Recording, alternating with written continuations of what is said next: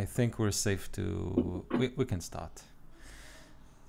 So, previously in Tyranny of Dragons, after spending a night in Haim and Leika's camp, you decided to continue west to Baldur's Gate. And then Leika offered to take Milo, Roscoe's relative, to the temple in El Turel. It seems that her brother is a temple god. Thokk offered the farmers several gold pieces for their kindness, which they took with gratitude.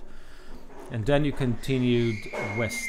And on the road, you encountered Nethak Hornswallow. He is a rug merchant originally from Amn, but now he resides in Baldur's Gate.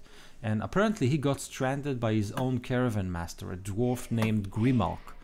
Nethak believes the dwarf stranded him because he kept asking questions, mainly about the merchants in the caravan he was part of. Most of them were unknown to him, and specifically the presence of a bald man stinking of magic, as he put it, got him curious.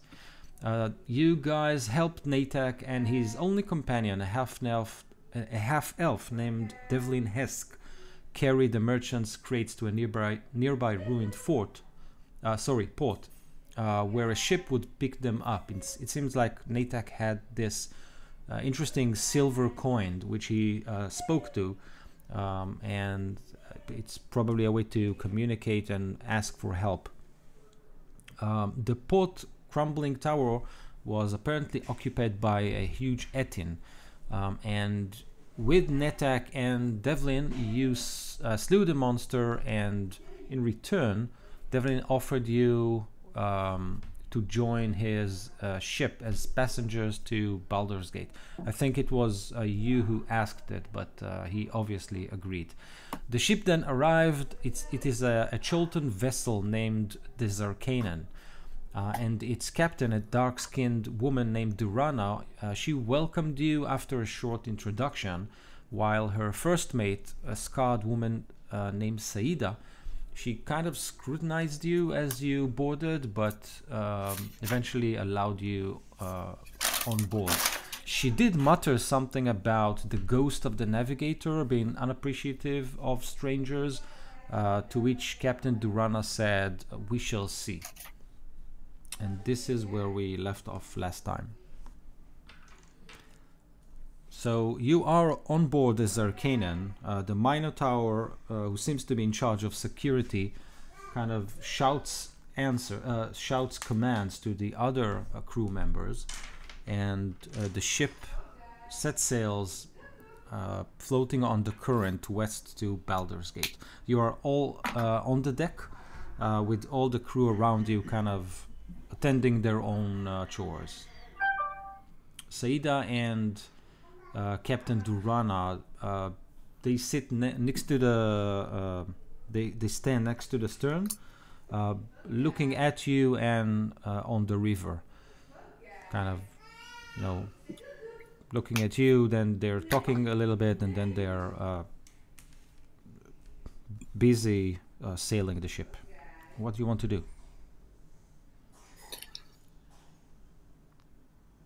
I am going to have a talk to one of the shipmates on deck, one that's not too busy, and I'll just have a talk to him. Okay, there is someone who is basically standing with his elbow kind of resting on a crate. He is smoking a pipe, and he is looking at you with a half smile on his face. According to the way he dresses, he isn't, you know, a hand worker. He is probably he probably has something else to do in the ship. His clothes are clean, mostly white, with only his boots being jet black. Okay. I'll walk over to him.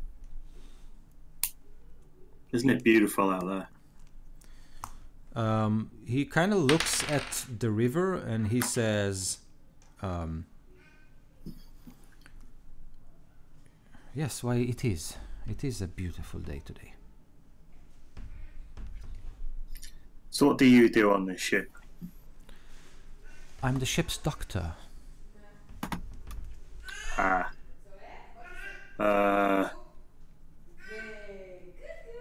I've got this bunion on my foot. Can you help me? He looks at you and says, well, of course, you and I can have a short conversation below deck in my office. Okie dokie. So he takes you down the stairs. This ship is a small caravel, so it's not very, very big. He kind of takes you down through a maze of small chambers, crates, and caskets. And then he opens a wooden door, lets you into a tiny office. Basically a bed, a table with all kinds of doctor's tools on it, and an oil lamp. And then he smiles at you and says, "You wanted to talk?" Yeah, I wanted to also see the ship. It's quite a remarkable ship. What's it made of? Do you know? It's made out of wood, but I've never seen the wood before. He says, "Yes, well, our beloved captain isn't from around. You see, she's from Chult. And if I understand correctly, this kind of wood is very popular there." Wow. Yeah, I've never seen it before, but I don't think I've ever been to Chult. Is that the... And I sort of look a bit as if I'm trying to pull something out of my brain for a while. And it's like, is that the jungle further south? Why, yes, it is. I'm happy to see I have an educated man on board. Well, there's not many of us about, you see, so we've got to stick together. I'll give him a little chuckle. He then opens a drawer and offers you a drink. Yes, okay. I'll take a sip. Okay. So he pours. He takes a small metallic bottle, uncorks it, and pours 2 shots of clear liquid into 2 tiny, kind of toast cups. He raises one and kind of looks at you, expecting you to do the same. I'll raise my glass. He says, "Safe voyage." Safe voyage. Okay. At this point, I need you to make a Constitution saving throw. Roscoe, Tal, and Thokk, what do you want to do once Devlin has left with the ship's doctor? I'm going to find some place fairly central on the ship, but out of the way, maybe on top of a pile of supplies or something lashed to the deck, and I'm going to sit down and start playing music. Okay. So, Thokk, I need you to make a performance check.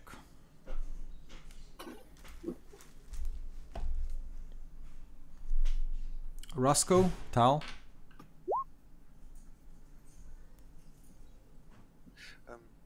Well, Tal isn't present, so I'm not sure what he would do, but I would... does it look like the captain and her advisor are particularly busy at the moment?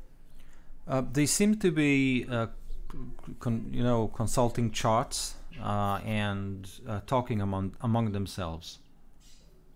So Roscoe will go up to them and just ask them, "Hi, are you busy at the moment?" Saida is looking at you as if to say something harsh, but then Captain Durana kind of lays her hand on her and says, "Of course not for you. What do you want?" "Oh, I just have some questions. What were you doing on the river before you came to pick up us and Thokk? I'm just kind of curious what your business is around here." She smiles. I need you to make an insight check. 18 on the performance, by the way. So Thokk, you kind of draw the attention of several of the deckhands, but the Minotaur seems unappreciative. He kind of approaches you aggressively as soon as you start playing music. Is there anything you want to do? Smile, showing my bright shiny tusks, and keep playing. Okay. Roscoe, you notice that there's something interesting is going on between Captain Durana and her first mate Saida, but you can't exactly figure out what. Something about their body language, but you can't seem to understand exactly what. Captain Durana says that she has just unloaded or partially unloaded a cargo in El Turel. It seems the priests at the temple are in a bit of a confusion. She tells you that she has learned that the vaults were broken into. So she unloaded some special items required for spellcasting there. And then she looks at you kind of with piercing eyes. Yeah, Roscoe's kind of like looking around, a little nervous, like trying not to. He's not a good liar. So Saida says, "And what have you been doing there, little man?" Oh, they're like in El Turel. Oh, you know, this and that. Make it a I have a sick cousin there. So make a deception check, but with an advantage because you managed to weave the truth into this lie.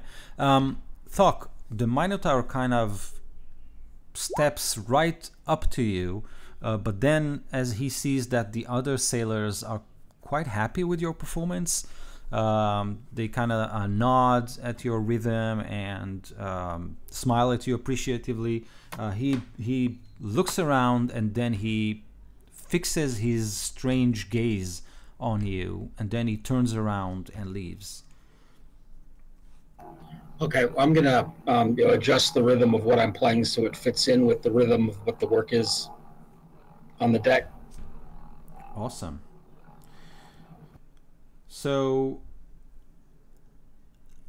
Roscoe, both Saida and Durana kind of smile at your obvious lie, but then they both, Saida kind of smiles and then her face hardens, and she's obviously about to ask, a blunt question, but then they both catch on Thokk's music, and they kind of, for a second forget about you. They raise their eyes and fix on the half-orc, and you can see Durana taps with her foot to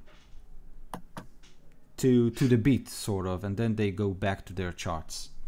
I try and I see that they got distracted from their line of questioning, and so I just try and change the subject. So you talked earlier about the Navigator, the ghost of the Navigator. Who's that? Can you talk to ghosts? And Durana smiles again, and Saida says, "You've got tiny sharp eyes, little man. Don't meddle with things you do not understand." Well, if you explained it, I would understand. And Captain Durana again puts a hand on Saida, and then she says, "This vessel is ancient. We sailed across many lands and many seas and saw awesome and beautiful and terrible sights with it. Our people believe that each ship is guarded by a navigator. someone who guides her through the seas, and we have to pay tribute. Sometimes it's food, sometimes it's music. And then she looks at Thokk, and she then looks at you and smiles as if she's done, and Saida kind of interjects and says, sometimes with blood, as she looks at you. I can cook. I take out my wooden spoon and show them. Maybe I can help in the galley. Do you have any mushrooms on board? She says, if you can cook, go seek Kalen Zam. He's below deck. Okay, bye. So I go do that. Okay. Devlin, you feel kind of dizzy. Obviously, whatever the doctor gave you to drink isn't something you've tasted before. And you think it's either a very, very exotic drink or maybe he spiked your water. You're not really sure. But for the sake, mechanically speaking, you are now poisoned. Okay. But that's like intoxicated poison, not like he tried to kill you or something. Okay. And he smiles at you and says, how's your drink?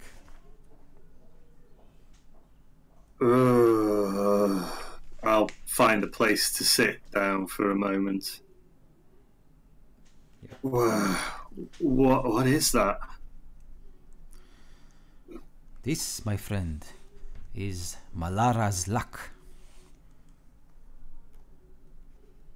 A special brew of mine. What exactly is it? Oh, my head. You'll get used to it. It's the best way to pass the time here in the ship. Okay. He's obviously feeling the effects. I wanted to talk about Natak. Oh. But this is amazing. Oh, the rug merchant. Yeah. Yes, he's a jolly little fella, don't you agree? Yes, he seems very nice. But you came with him, right? You can probably tell me more about him than I can tell you. I thought he may have used your services before. Oh, he and Captain Durana have a history. You see, when she took her ship into the northern reaches, the northern waters, she was unfamiliar with the way the people in the Sword Coast handle things. She was quick to anger and quick to trust, if you know what I mean. Yeah. Well, he helped her in Baldur's Gate, and she gave him a coin, so he can call upon her when he needs to. They are good friends, you see. That's a good coin. He smiles.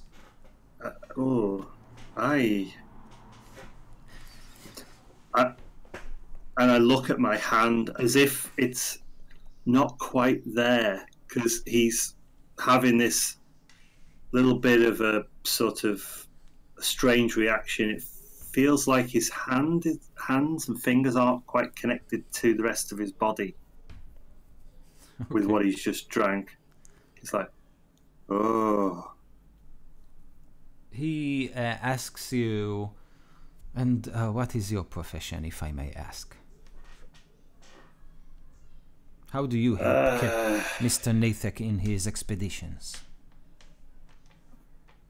It's my first time. Oh, I'm getting a headache. Hold on, I'll be back in a minute. And he sort of starts rubbing his head. Okay. He hired me to to guard his convoy this time. And I wanted passage, well, somewhere, anywhere. And he drinks again and says, "Well, I know this feeling," and raises his cup again. Thokk, one of the dock hands kind of approaches you and says, "Fella, when the sun goes down, you are to dine with the rest of us. We'll appreciate your music during the dinner. If you don't mind, of course." Don't mind at all.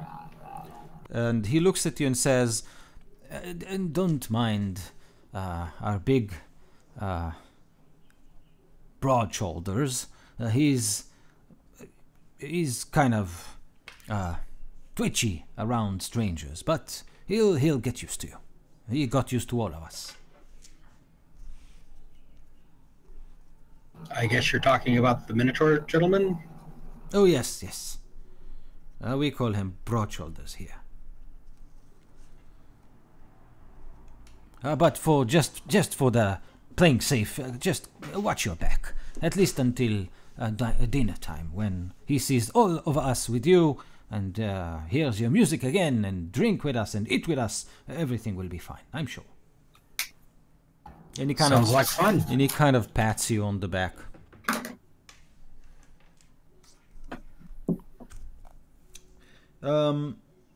Roscoe.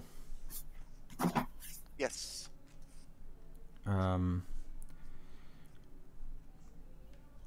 Saida looks at you and says, "I haven't seen the likes of you for a long, long time.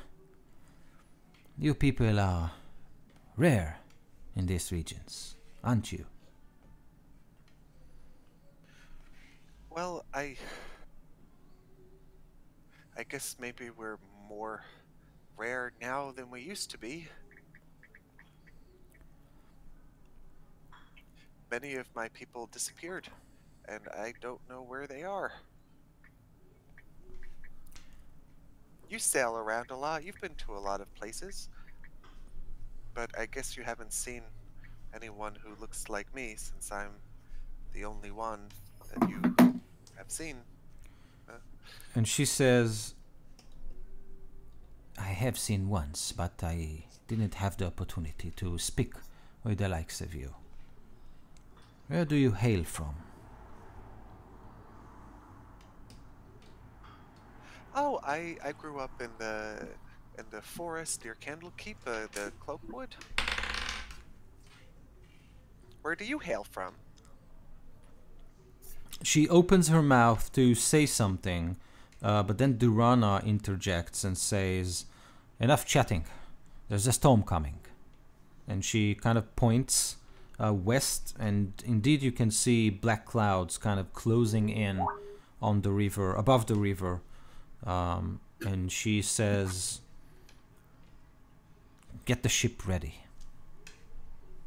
Okay, I'll go below deck and talk to the cook and try and fix up something nice. Okay, so as you go down, you can see a sailor talking to Thokk, and as you go down, you pass by. You kind of I'll compliment Thokk on his song as I go down. I say, "Thokk, that was a really good song."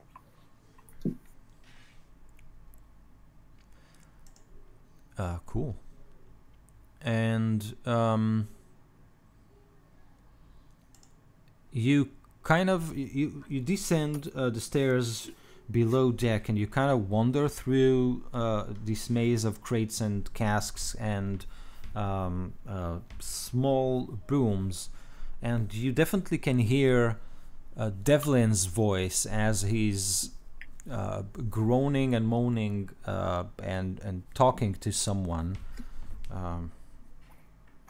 You're not sure. I'll knock on the door. It Hey, Devlin, are you okay? What's wrong?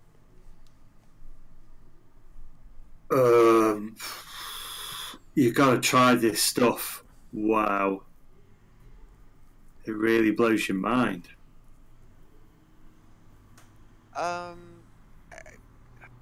It blows your mind? What is that? Is it... Are you drunk? Are you drinking in the middle of the day?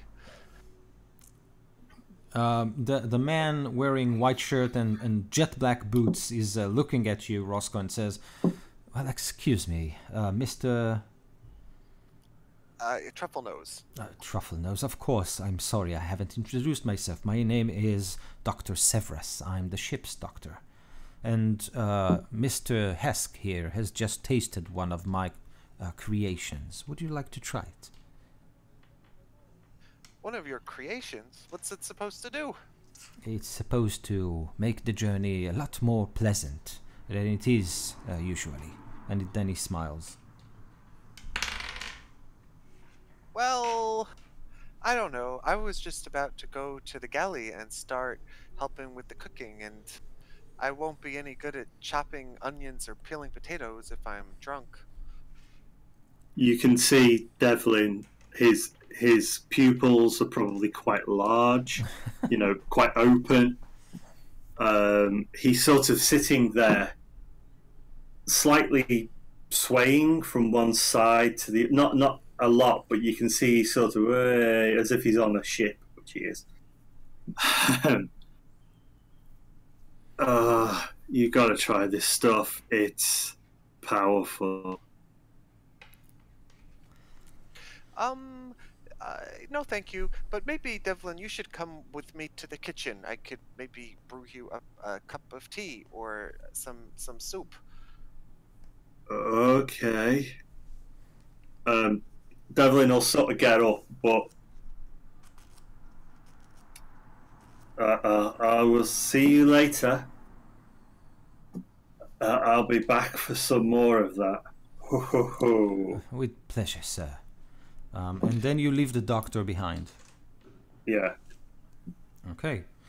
Could I do a quick sort of insight check on the doctor to get an idea of his character? Or Yes, personality? yes, you Because can. I kind of, yeah, he rubs me the wrong way. Not very good. Just 9. Yeah. He does some, he seems like a character, but you don't sense anything, off-putting about him. Okay.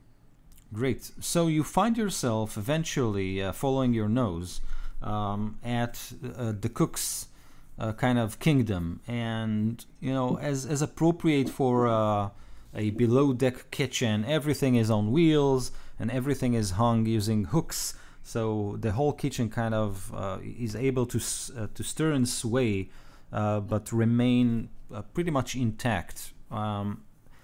This Calum is a burly, big, hairy man, puffy cheeks, and he's wearing this huge apron, leather apron, on him.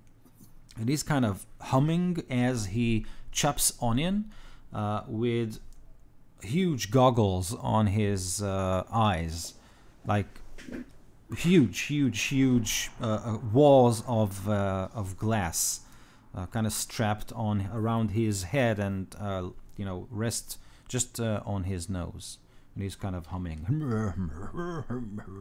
with kind of onions being chopped and thrown into big piles in pots. Hi, Calum. I'm Roscoe, and I'm a passenger on this ship, and I really like your goggles. I've never seen a kitchen on a boat before. What's for supper? He turns around, and you can see that those goggles, they don't magnify or do anything strange with sight. He kind of pulls them out and says, "My latest invention. You see, I don't cry." That's very smart. I never thought of that. It's kind of hard on the neck, though. It's very heavy. I might want the doctor to look into it. Maybe he can improve my design. Huh. And So- he hands it to you. Okay. I mean, I'm quite small, so the goggles might be like the size of my entire face. Yes. But I'll try them on. So, obviously, someone with very, very crude skills of engineering have constructed them and put them together. And you can see that both lenses aren't equal. They're not kind of sanded correctly, and the whole strapping mechanism is basically, leftovers of rope and leather kind of stitched together. But it will probably do the job. If you have to chop onions a lot, it will probably help you avoid the tears. Oh, so I can cook, and the captain sent me down to help you. I also have a quick question. My friend here, I think he's been day drinking, and do you have any sort of remedies for that? Any herbal tea or something that could help him feel a little better? Although he says he feels great. So he scratches his head, and just I'll be back in 1 minute. Okay, just a second. Sorry.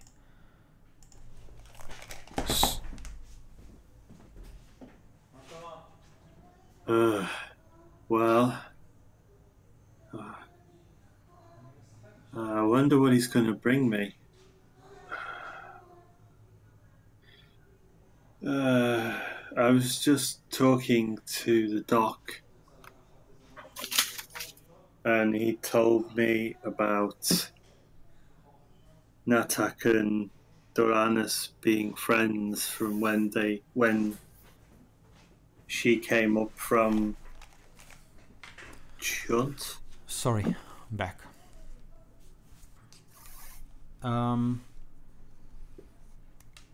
That's interesting, Devlin. Hmm. I was talking to the captain and Saida, and they mentioned something about a blood sacrifice. The cook hears you if you're talking next to him, Sure, yeah. and he says that hasn't happened for a long time. The blood sacrifice? Well, you want to make sure this ship is prevented from sinking.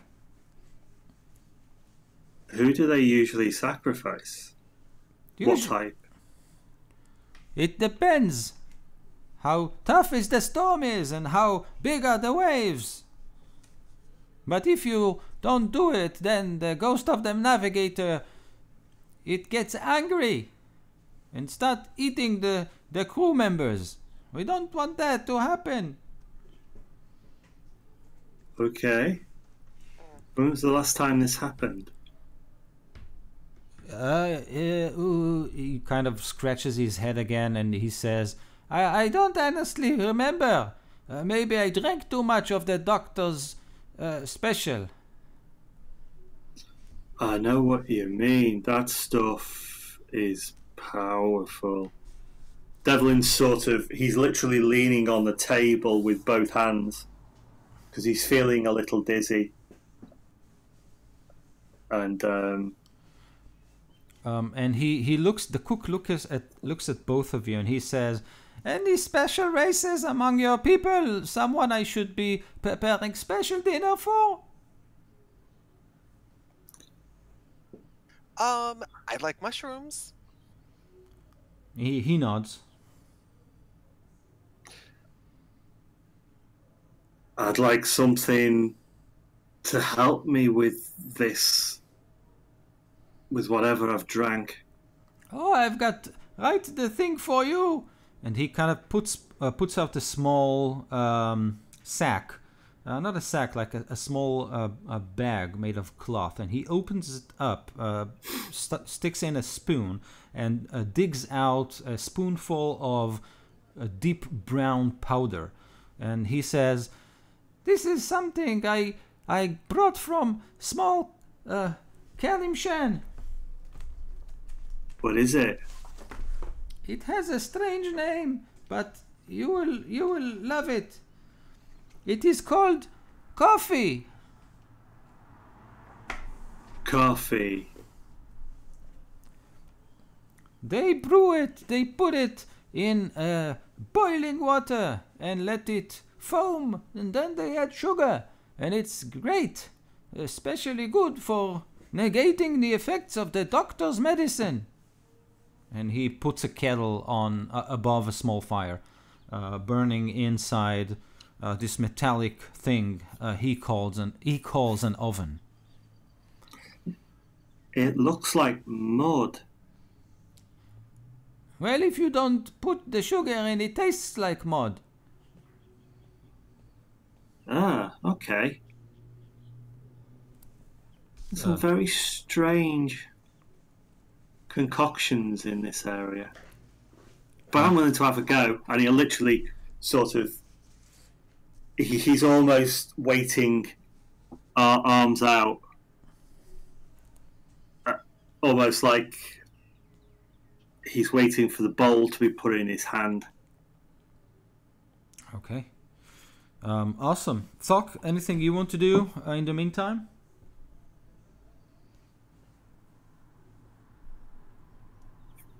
No, I'll just keep playing until the sun starts going down. Okay.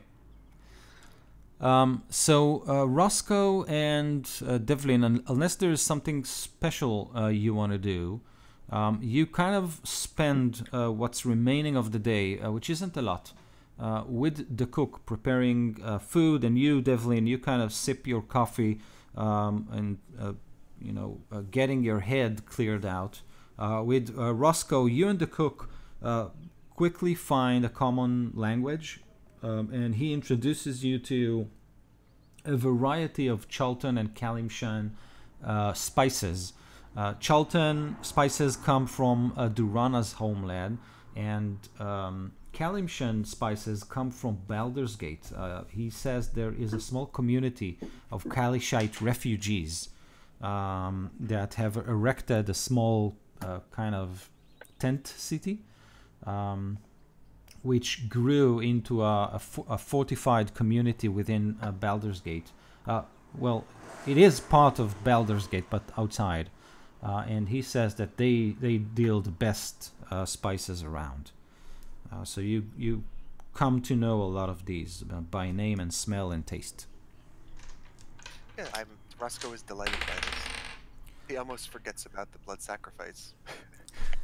So Thokk, you, as the sun comes down, you can see that basically the ship kind of the deck kind of clears out, and only one man is sitting at the stern. He looks like a gentleman. He wears a three-part suit, and he has this wooden cane with a golden top, kind of not a bulb, but maybe it looks like a very, very nice, nicely shaped crystal that was covered in gold, like a diamond made of gold. And he consults a lot of maps and smoking a pipe. Everyone here seems to do that. And he's just sitting next to the stern, but he doesn't touch the wheel, the wooden wheel. The wheel kind of has its own life. And as the sun comes down, he looks at you and says, Mr. Oh, you can call me Thokk. Well, Mr. Thokk, it is time for dinner. I suggest you head below deck. Then I will head below deck. He nods appreciatively, and as you go down, you smell this wonderful, wonderful scent coming from roasted meat and just freshly baked bread. And you can hear the chatter of plates and spoons and bottles, and you find basically the whole of the crew sitting around a very large and long table that was kind of built right in the middle of the ship, in the lower deck. Everybody kind of pushed all the crates and all the caskets into the middle of the room and rested wooden plates on them, so as if to create this table. and everybody you saw earlier, including Devlin and Roscoe, are about to sit next to it with the cook, a very big man wearing a leather apron and huge goggles. He kind of puts different varieties of dishes on the table, and you can even identify some of Roscoe's creations there, because a lot of the dishes contains mushrooms in them, so he kind of passes those around.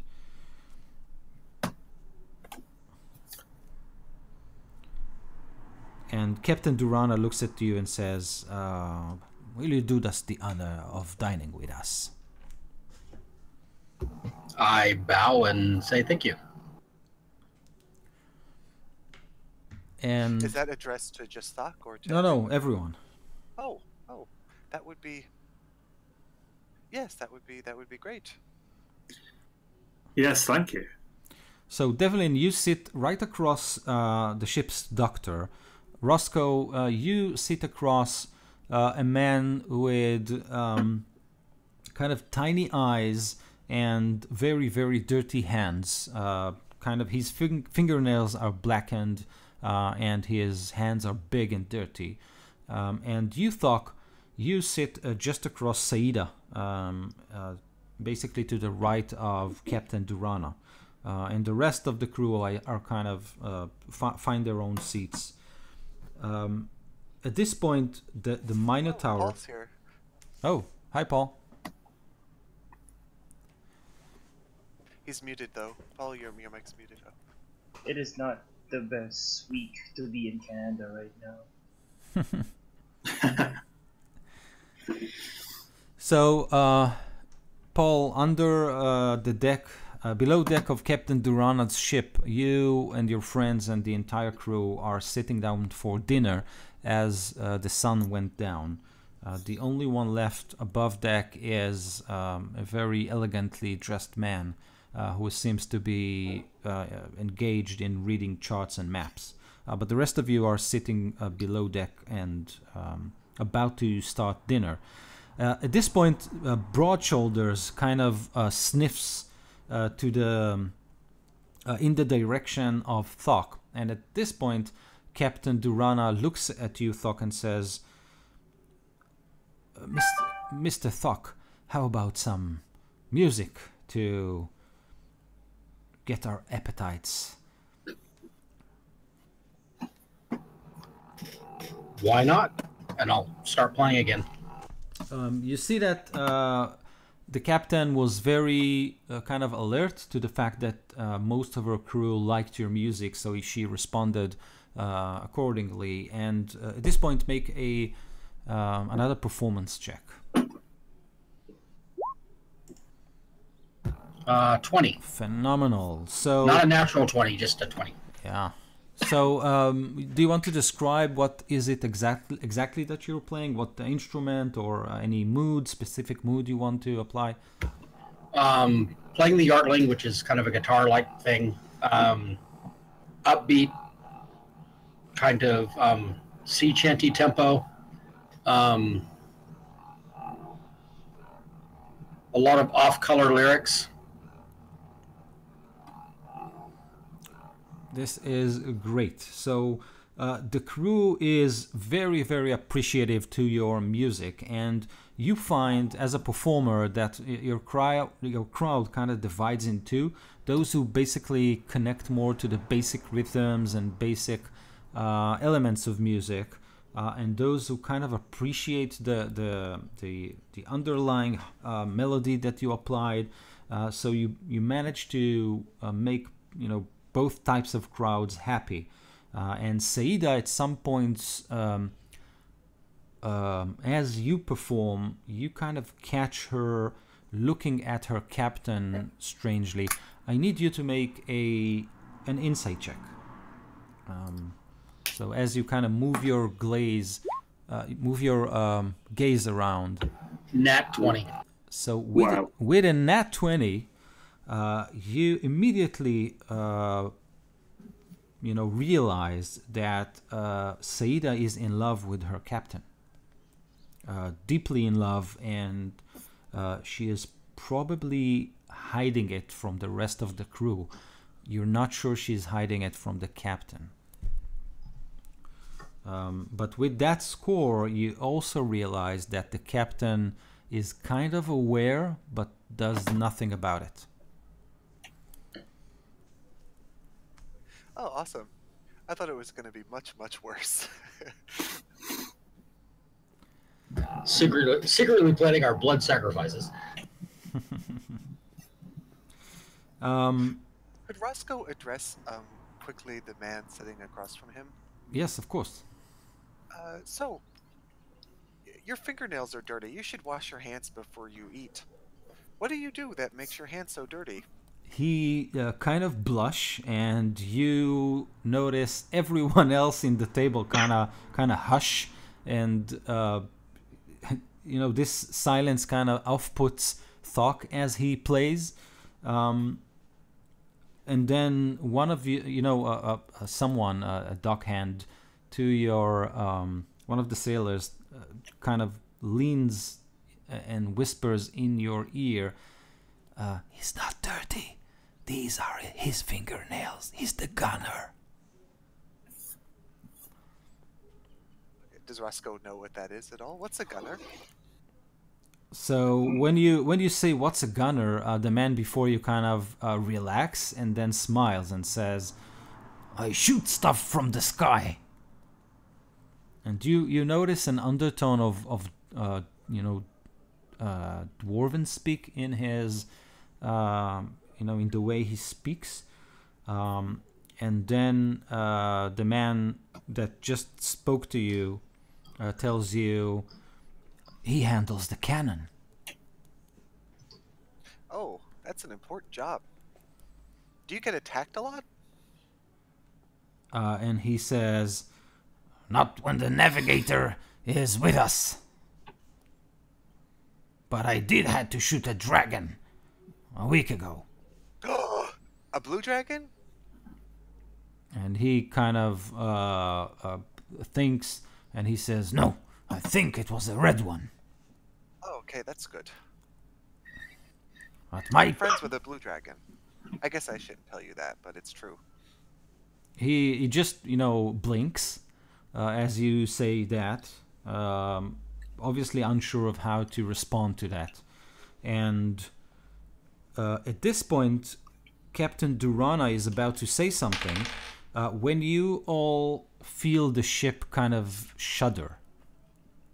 And she frown and looks at the Minotaur, who jumps from his seat and runs up.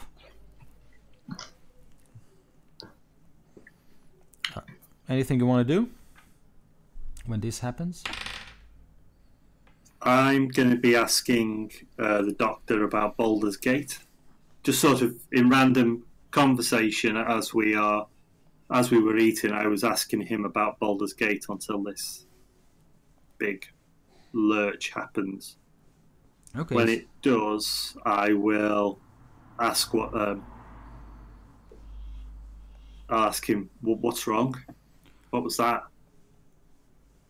He says, with a frown as well, he says, "We've obviously hit shallow water, but shouldn't happen with someone at the stern."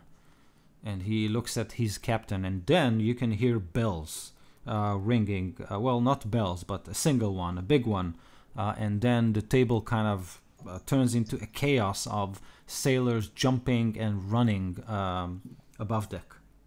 With you, kind of the four of you sit still next to the table, look at each other. It's in a matter of seconds, the whole crew is up. Obviously, they're very, drilled and exercised to achieve that speed, leaving you a bit confused. I will take my plate and walk outside and to see what's going on, because he doesn't want to leave his food. It's really nice, but he also wants to know what's going on outside. So we walk up the stairs with plate in hand, fork, still eating, and he'll go and see what's happening up top. Okay. Roscoe, Tal, Thokk.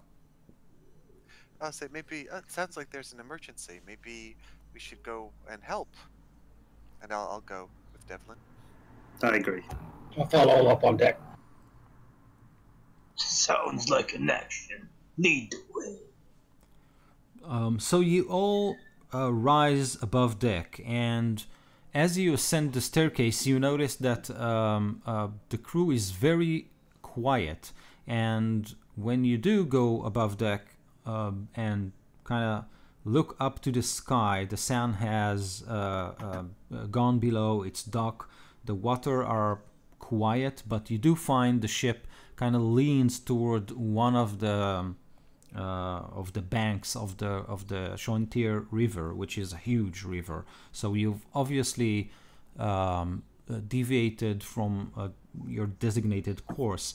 You see two interesting things. One, Captain Durana is at the stern right now, and the entire crew is kind of huddled against someone, around someone sprawled on the floor. And when you go up, they all, as one, kind of look at you as a group. Are they looking at the guy who was up there before, keeping an eye on the boat while we were eating? So only Thokk saw him. Because I thought we probably saw him before we went down or something like that. No, so that was Captain Durana and Saida. Only Thokk, you managed to put one and one together and realize something probably happened to that guy.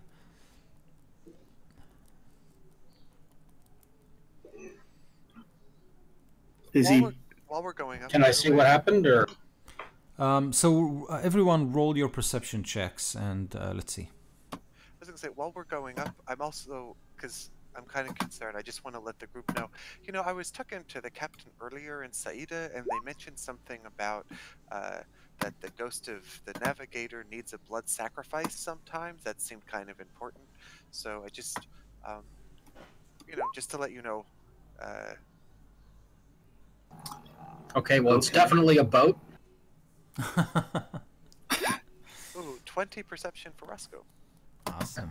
8 for me. 11 for me. Okay, so Tal, you kind of look around and realize someone is on the deck sprawled.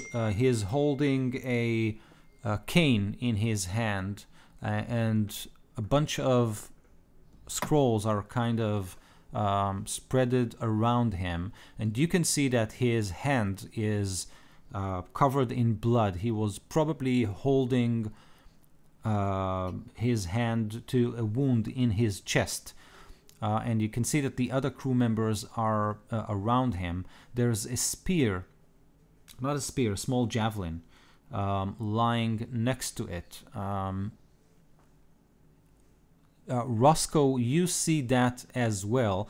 Thokk and Devlin, you kind of trying to adjust to the darkness, and the fact that there's a lot of people on deck kind of makes it hard for you to see anything. Roscoe, you also notice something, a shadow, a silhouette of a shadow kind of flutters behind the sail and then vanishes. You believe it was something large with wings, but now you don't see it anymore. Oh, I guess is the silhouette of anything that you would recognize? Is it like a humanoid with wings? Is it a dragon? Or? So it's kind of. Is it an owl? So it's kind of, if you think about it, it does seem like an owl, a giant owl or something like that. Oh no. Is the guy still... I'll walk over to the group and have a look at the guy. Is the guy still breathing? Is he dead or just mortally injured? So when you approach, the sailors kind of make room for you, and you can see the cook kind of stands with an oil lamp above the body, and he says, "Oh, poor Mr. Ben Horngold.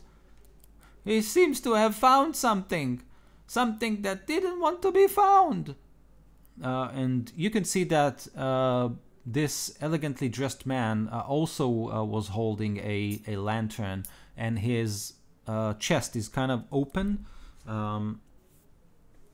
The javelin that sits on the floor next to him was probably was the thing that hit him, but he maybe attempted to remove it and call for help, or maybe he was caught in surprise, but he's dead right now. So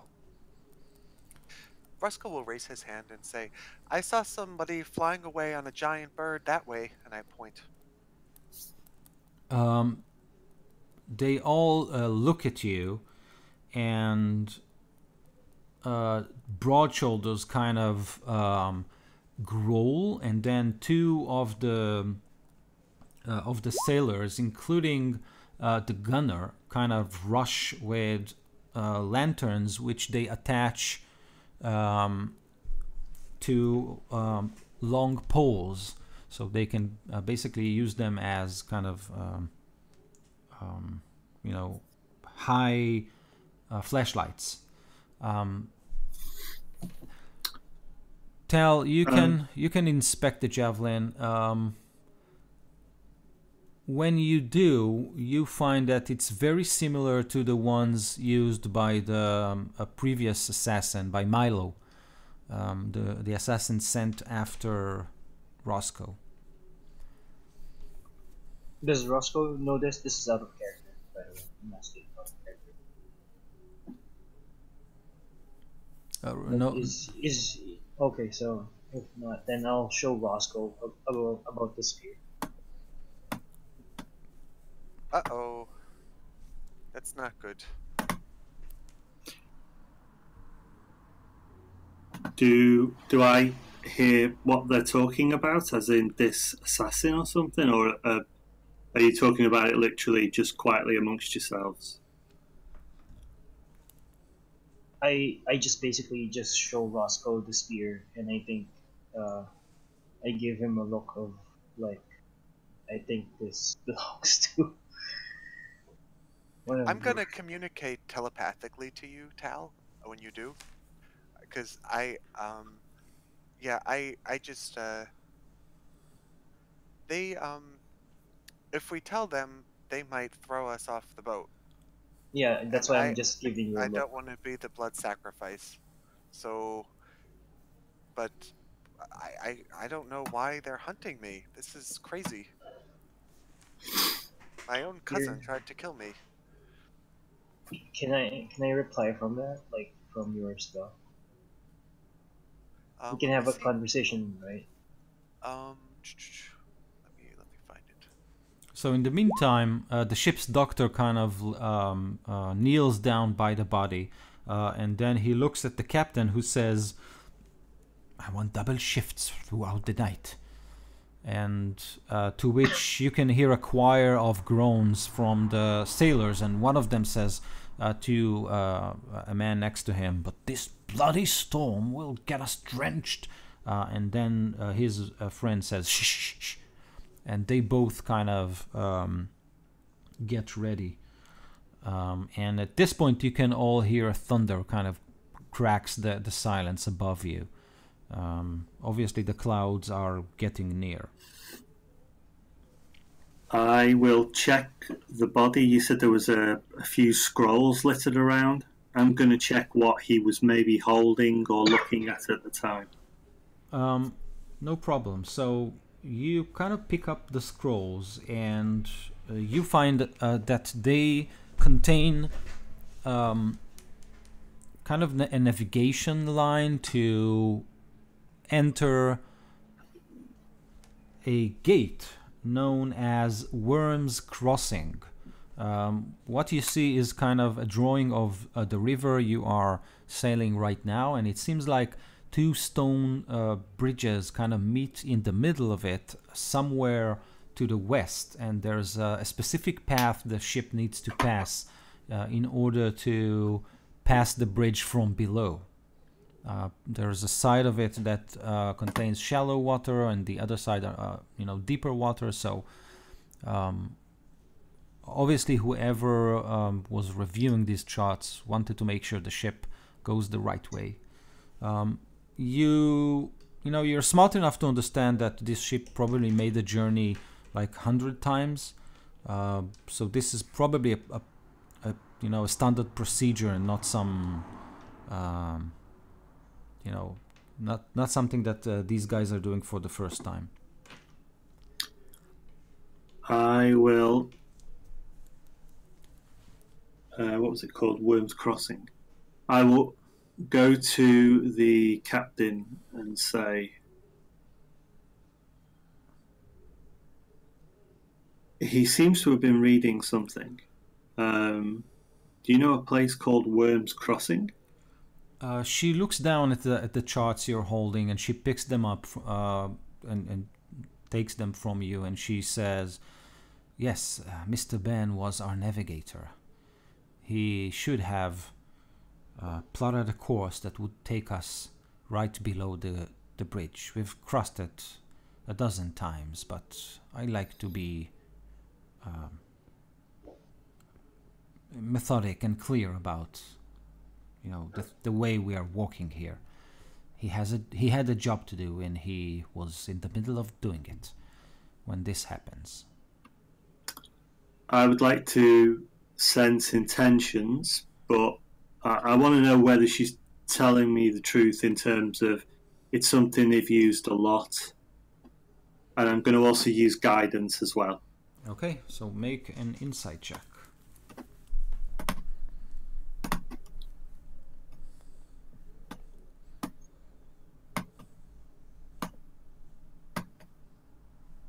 And let me know how you did.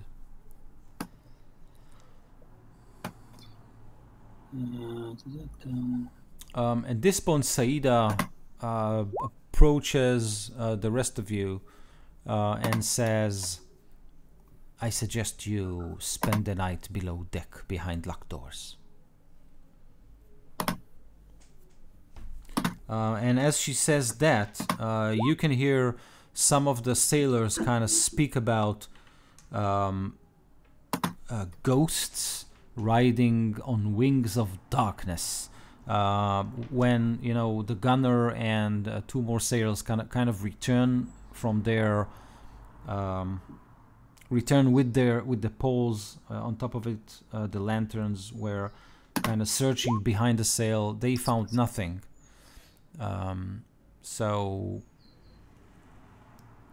When they do return and report that they found nothing, people start talking about ghosts on wings. And Damien, your first roll... the first roll was so bad, so I used my lucky, what's the name, to re-roll. Okay. My lucky feat. Which, oh, okay. So that's 25 altogether, including the D4 for the guidance.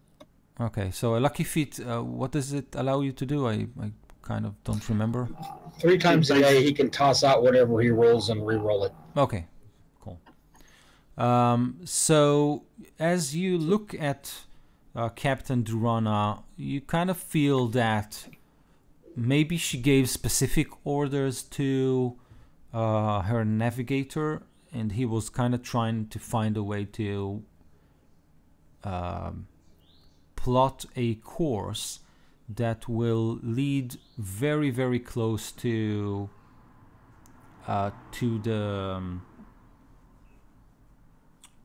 fort that stands on top of the middle section of the bridge, but you're not sure why.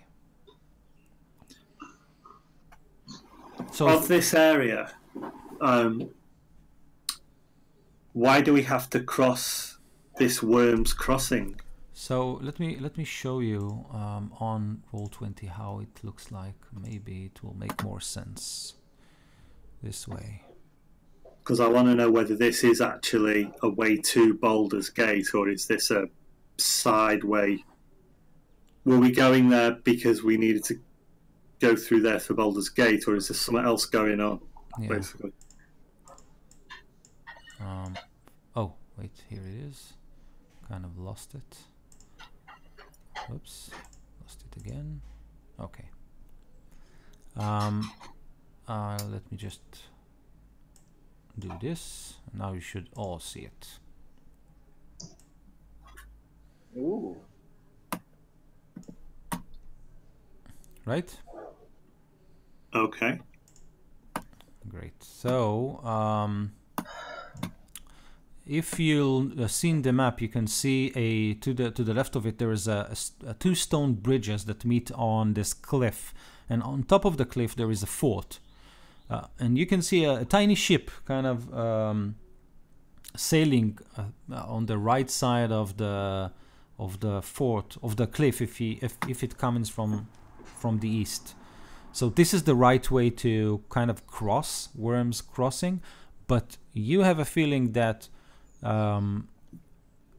Horngold, the navigator, was ordered to sail as close as possible to the cliff, but you're not sure why. Right.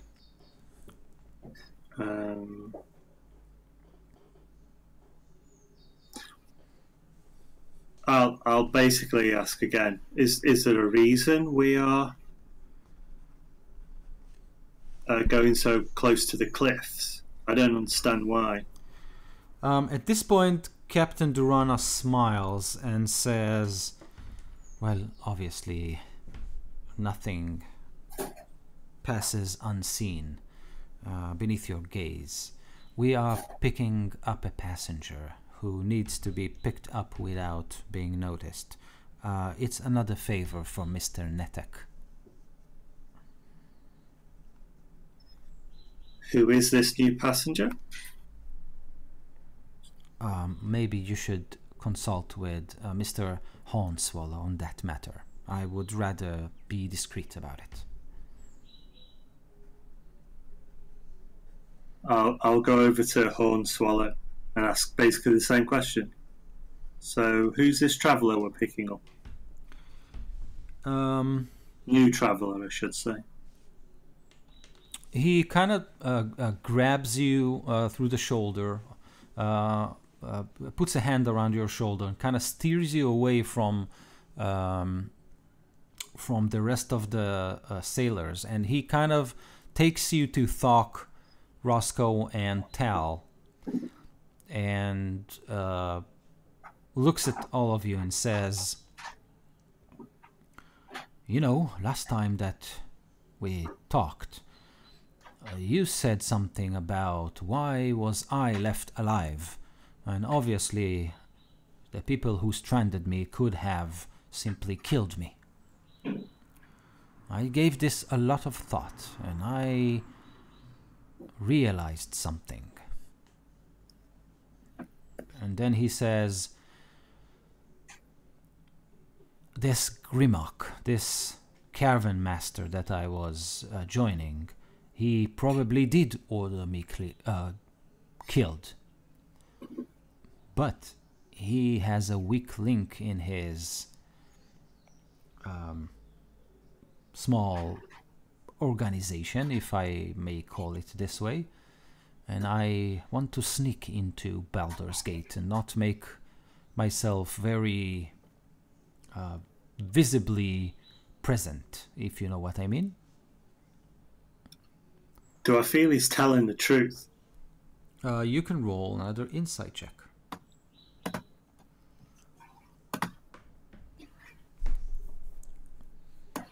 I'll inspire the roll. Okay. What does that do, sorry? If you need to, you can add a d6 to whatever you roll for your inspiration. Okay. Sounds good.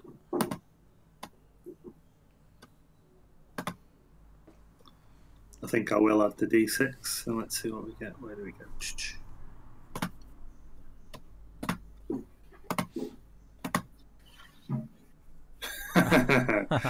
Yeah. Okay. I give you the die, not the outcome. No, thank you very much.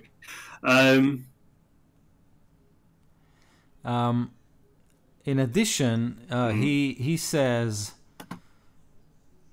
also, and he kind of lowers his voice even further, not to imply anything, but Captain Durana did say something about the vaults being broken into in El Turel, and she did mention the description of people who are sought after by the temple gods. Maybe it's for your favor as well that we sneak into Baldur's Gate undetected. And he smiles. And he doesn't say that to you, Devlin, sorry. He says that to Tal, Thokk, and Roscoe. Yeah, because I'm basically going to look at those three. Yeah. Because he's wondering in the back of his mind, what have I stepped into at the moment? I nudge, because I know Thokk knows about this, but I'm gonna nudge Ben. I'm gonna nudge Roscoe. I wonder what he means by that. Right, Roscoe? Oh yeah. Isn't that strange? Sense intentions on those two. Yeah. I give Dane an awkward wink. Yeah, you don't need to sense intentions. Obviously, they're doing a poor job in hiding whatever happened there. But if you want, you can do that. It's fine. I'd like to try and know a little bit more. I mean, they just don't sound very convincing. So ask them. Hey! What happens in El Turel stays in El Turel. We're hunting those. Yeah, Roscoe nods vigorously at that observation. We're hunting those juvenile delinquents. To be honest. Juvenile delinquents? I don't want to assume what they are.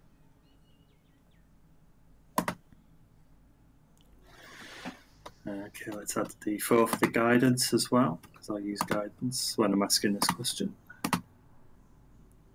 Oh, wow. 15 for my insight. So it's obvious that these guys are involved in something, but with their body language, unless you talk to them and get a more direct response, you think that they are involved in something, but so not in an evil, calculated way. They probably something that happened to them as they were doing something else, so to speak.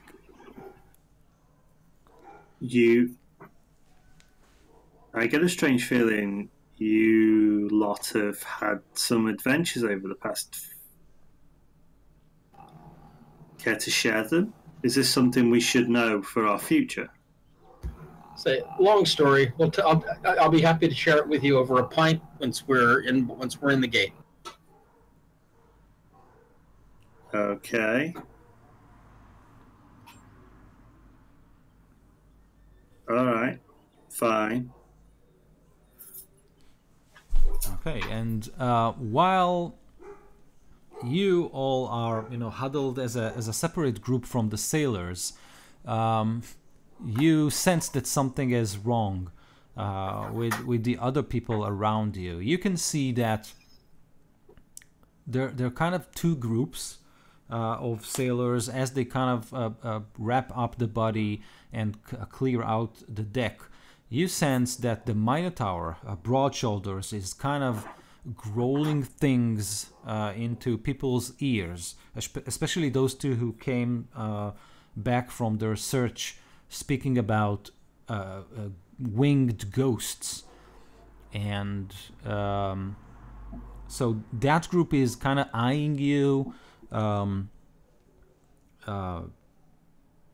with bad intents. And the other group is kind of huddled around Captain Durana, who seems to be thinking deeply about something. She kind of issues orders and expects Broad Shoulders to carry them, but he seems to do that slowly, as if, you know, deliberately delaying it to make a stand. So something something wrong is going on just in front of your eyes, and you are now very aware of that. I offer my assistance to carry those heavy items. You need help with that? So you're referring to the body or to the you know, things that needs to be strapped before the ship kind of goes through the night? I'll go with the heavier stuff of the shipments. Okay. Roscoe, Tal, Devlin. I'm following for now to see what's going on. Not saying much, just watching Broad Shoulders and the captain, see if I can glean some information about what they're actually looking for. Because it looks like they've sort of worked out, something's going on. This is a rush for them. This is all hands to the deck. And I'm trying to work out what they are so concerned with besides running aground. Okay. Tal, Thokk. Roscoe, Thokk. How close are we to the shore? So you are kind of rubbing the shallow water.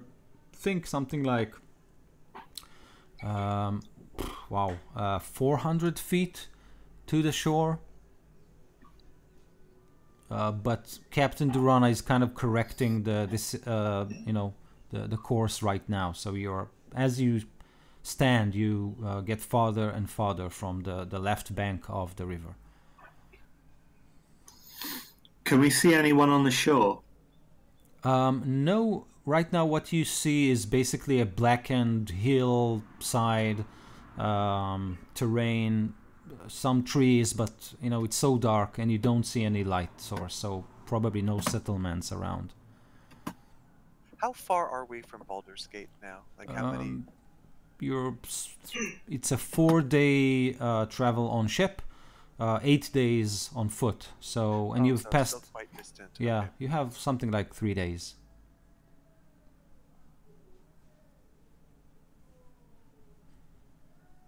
Because we seem to be overstaying our welcome, and we've hardly made any distance. So you've gained 2 days of ride. I mean, if you think about it this way. I guess I'll say to Thokk, you know, if maybe we should go down below deck, because I actually have something I wanted you to look at for a while, Thokk, and also maybe we should figure out what to do. Maybe we need a plan. I'll say this to you telepathically, by the way.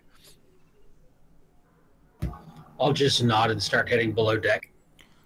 Okay, so Thokk, as you head below deck, you can hear for the first time the growl of the Minotaur kind of headed your way.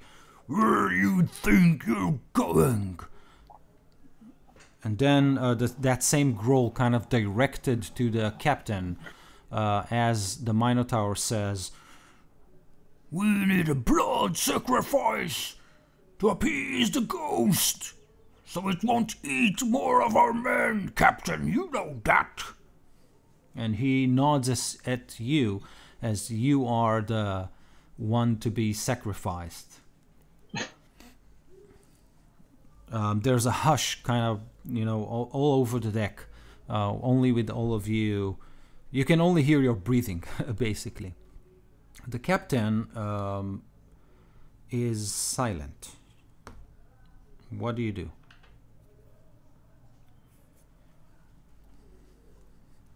I thought the Navigator liked food. I made mushroom soup and sauteed mushrooms and the mushroom souffle and all the... There's no... No, we're not... No, that's not... That's... No. The captain also said that music appeased the ghost, which is why I've been playing all day. So I need the two of you to make kind of Roscoe. You may want you can choose if it is persuasion or diplomacy or whatever. But I need both of your rolls in addition to what you said. So you Thokk kind of appease the people's favor of your music, which is great. And Roscoe, you kind of assertively say no, while stating other kinds of sacrifices that were previously made. Tal, Devlin, do you want to add something to this? Dave, am I close to this conversation? Because I thought they were going down deck. So the Minotaur's roar kind of stopped you before you went down. Right. 16 persuasion, by the way. Okay, great. And 15 for Roscoe, which is unusual. Awesome. So, Tal, Devlin?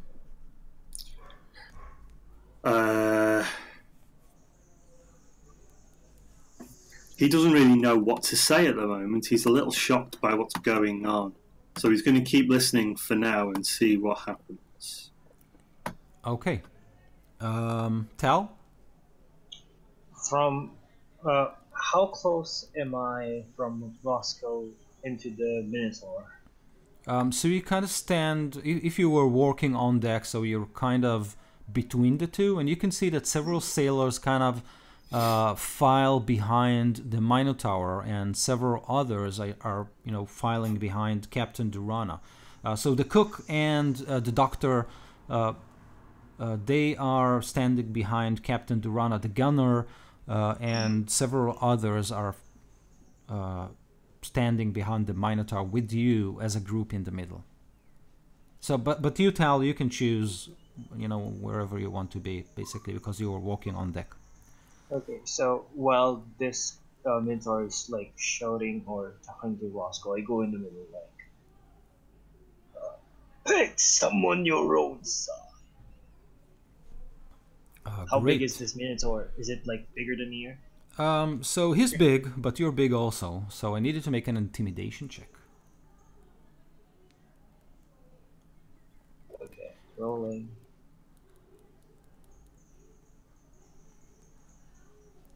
Ooh. I believe that's a critical success. Yeah, so the Minotaur kind of steps forward and draws this huge cudgel, a large, like a large mace, and he growls and steps forward. I will step in front of him. I'll basically try and keep him apart for now, but I'll say,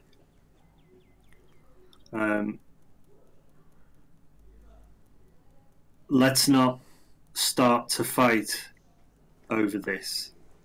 Isn't there any other way a sacrifice can be made? So when you say that, you hear a sword being pulled out, and you can see Captain Durana. She leaves the stern at the hands of Saida, who whispers something like, "Captain, no!"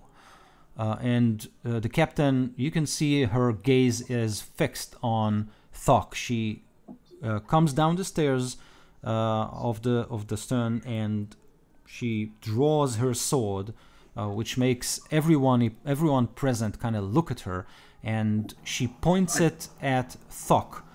I look at the Minotaur and say, maybe it's your blood the Navigator wants. You're the one that defies your captain.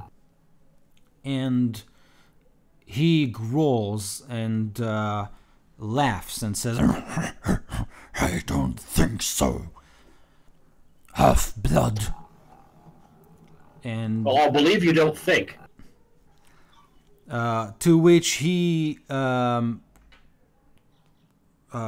he tries to backslap you with the cudgel, but you were, very much aware and alert that he might do just that. And then you can hear Durana's voice again. Enough! I will be the one deciding what to do about this. And she looks at you, Thokk, and looks at the Minotaur, and she says, we'll let the old ways decide upon this. And the crew kind of goes, ooh, and they all stand back, leaving the Minotaur and Thokk. I raised my hand. I have a question. What are the old ways? And then she says, pick your weapons, to Thokk and the Minotaur. I'm going to step aside because I'm in the middle of this at the moment, so... Oh, okay. And at this point, the people kind of make a circle around the two of you, Thokk and Mr. Broadshoulders, and the Minotaur, the huge Minotaur, kind of licks his lips and growls, and says to you, "I'm gonna enjoy washing the deck with your brains." From what I've seen, that'd be the first work you've put in all day. And his bloodshot eyes are kind of pop out as he turns purple, sort of speak. And by the way, that was accompanied by casting a vicious mockery. Yeah, obviously. I assumed you go this way. Great. So I think we'll see how this resolves in the next session next week. Okay. By the way, no. before we end the session, let's just say that this is like a crowd going in a circle. Can I ask like a random person to my side, like, can I replace my friend? Ooh. He looks at you and kind of elbow you and say, if you don't want this happen, you have to act quickly.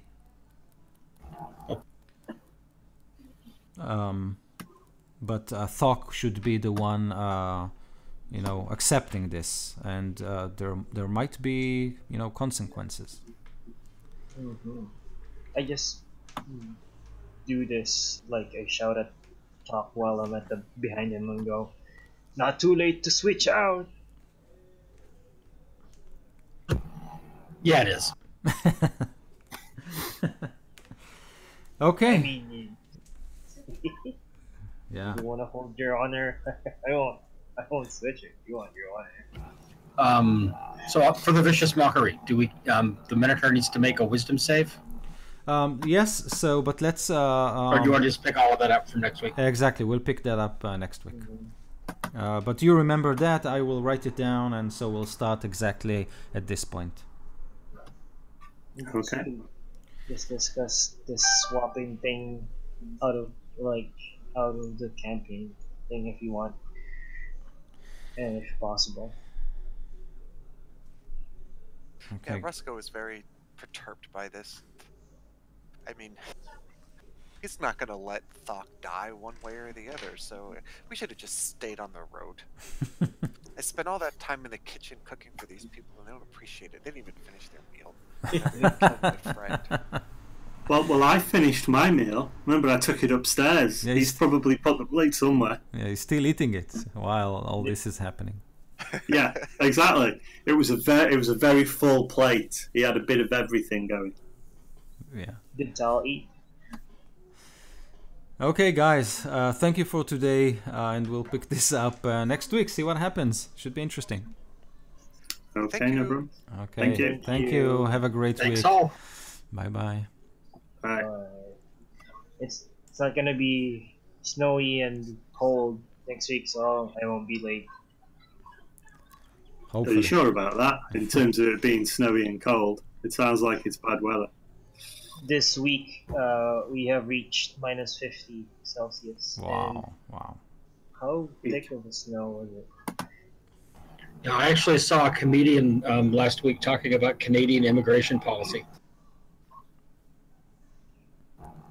He said basically that they should change it so that anybody that wants to come to Canada as an immigrant can. They'll fly them in the end of last week of January, land them 500 yards from the nearest building, and if they make it to the building, they can have a passport. Is basically. Sounds awesome. That's so good, dude. Especially at where I am at, we are below. Yes, we are below Alaska. So whatever the wind blows downwards from Alaska, we get it. Oh, so you're sort of is it British Columbia? Is that the area where Vancouver and stuff like that is? We are in Grand Prairie, Alberta. So we are more closer to the Alaskan highway.